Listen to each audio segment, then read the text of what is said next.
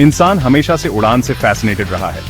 शुरू से ही हम आसमान को वंडर से देखते रहे हैं और पंछियों की तरह उड़ने के सपने देखते रहे हैं। पुराने मिथ्स और कहानियां इस टाइमलेस यर्निंग को रिफ्लेक्ट करती हैं।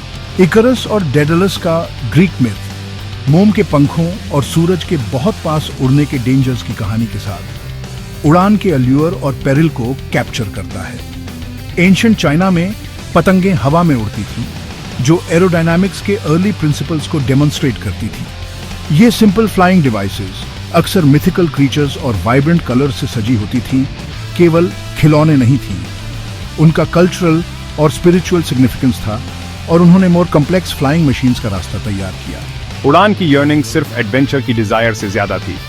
यह हमारे लिमिटेशंस को ट्रांसेंड करने और अननोन को एक्सप्लोर करने की एक फंडामेंटल ह्यूमन एस्पिरेशन को रिप्रेजेंट करती थी। इन अर्ली ड्रीम्स और एक्सपेरिमेंट्स ने एविएशन में आने वाले इनक्रेडिबल एडवांसमेंट्स के लिए ग्राउंडवर्क तैयार किया। उड़ान के ये अर्ली अटेम्प्ट्स हालांकि रूडिमेंटरी थे, फ्लाइट के प्रिंसिपल्स को समझने में क्रूशल स्टेप्स थे। ये आसमान को कॉन्कर करने के ह्यूमैनिटी के फर्स्ट अटेम्प्ट्स को रिप्रेजेंट करते थे और आने वाली सदियों तक इन्वेंटर्स की इमेजिनेशन को फ्यूल करते रहे।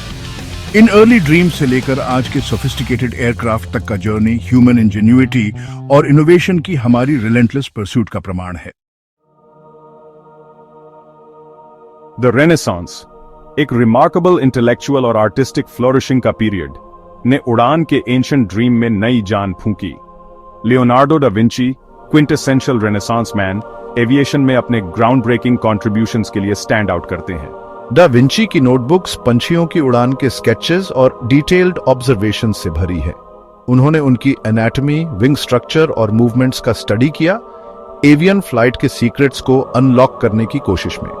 डे विंची के फ्लाइंग मशीन्स के डिजाइन्स, जिनमें उनका फेमस ऑर्निथॉप्टर भी शामिल है, नेचर के उनके मेटिकुलस ऑब्जर्वेशंस पर बेस्ड थे। हालांकि उनकी मशीन्स उनके लाइफ टाइम में कभी नहीं बनी, उनके आइडियाज और कॉन्सेप्ट्स ने फ्यूचर एविएशन पायोनियर्स के लिए ग्राउंड वर्क तैयार किया। उन्होंने लिफ्ट, ड्रैग और कंट्रोल सर्फेसेस के इंपॉर्टेंस को पहचाना, प्रिंसिपल्स जो बाद में एयरक्राफ्ट डिजाइन के लिए फंडामेंटल बन गए। दा विंची का काम हालांकि प्राइमरली थ्योरेटिकल था, ह्यूमन फ्लाइट को अचीव करने में साइंटिफिक ऑब्जर्वेशन और एक्सपेरिमेंटेशन के इंपॉर्टेंस को हाईलाइट करता है।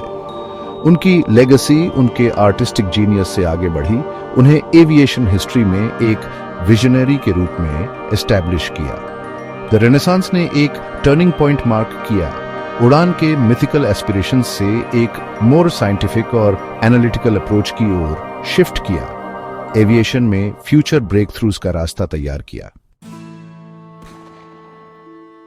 18वीं सदी में हॉट एयर बलून्स के आगमन के साथ एविएशन में सिग्निफिकेंट प्रोग्रेस देखी गई। मॉन्टगोल्फियर ब्रदर्स ने पहला successful hot air balloon launch करके दुनिया को कैप्टिवेटेड कर लिया। उनका इन्वेंशन, एक बड़ा सिल्क बैग जो हीटेड एयर से भरा था, बॉयंसी की पावर को डेमोन्स्ट्रेट करता था और एविएशन हिस्ट्री में एक पिवटल मोमेंट मार्क करता था।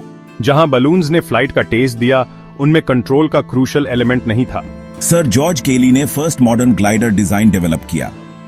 केली के काम ने ऑटो लिलियनथाल जैसे पायोनियर्स के लिए फाउंडेशन रखी। लिलियनथाल ने सोफिस्टिकेटेड ग्लाइडर्स डिजाइन किए और पावर्ड फ्लाइट का रास्ता तैयार किया।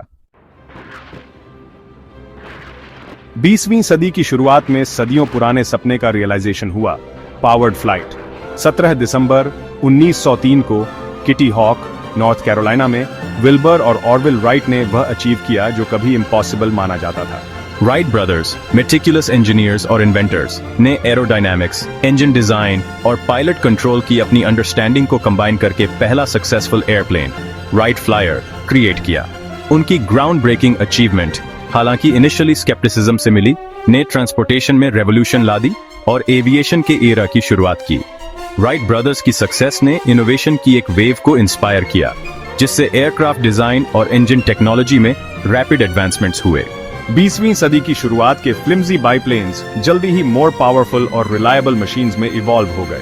1914 में वर्ल्ड वॉर 1 के आउटब्रेक ने दुखद रूप से इन एडवांसमेंट्स को एक्सेलरेट कर दिया। एरियल रिकॉनेसेंस और कॉम्बैट एयरक्राफ्ट की जरूरत ने एयरक्राफ्ट डिजाइन, इंजन टेक्नोलॉजी और वेपनरी में रैपिड इनोवेशन को फ्यूल किया। युद्ध में फास्टर, मोर मैन्यूवरेबल एयरप्लेन्स का डेवलपमेंट हुआ। साथ ही एरियल कॉम्बैट टैक्टिक्स का इंट्रोडक्शन हुआ जिसने वॉरफेयर के फ्यूचर को शेप दिया।